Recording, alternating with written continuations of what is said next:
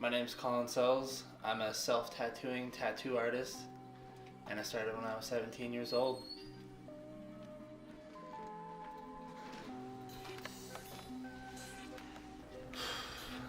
Well, first time I got a tattoo, I was 18, driving down the street, stopped by a shop.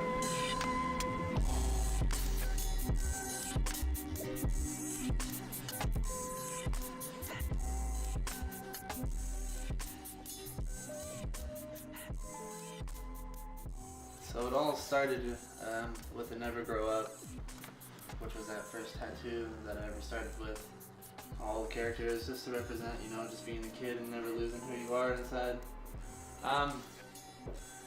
With the pain at least, when you start out, it's one of the most painful things in the world. It's something you can't really control. Same thing with like a tooth pain or something, but difference is, there's some good outcome of it. You finally get the release of knowing that it's going to be done and it's going to be there forever. It can't be lost or stolen. It's more precious than jewelry.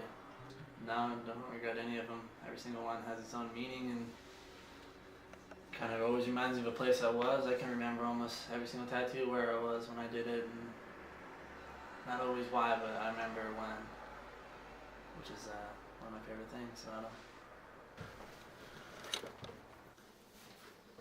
Do you remember the first time you showed your mom a tattoo? First time I showed my mom a tattoo, it was kind of the same thing as the gauges and any other body modification I've ever had, I think before I even did that, I was working at that piercing shop before I had Never Grow Up, and come home every day with a new piercing. She considered it self-mutilation, which people don't think it's that. It's more art, self-art, not really mutilation.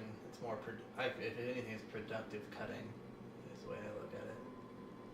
I do plan on getting some of these on me, definitely this one. Yeah. Which was like the last time I took a drink.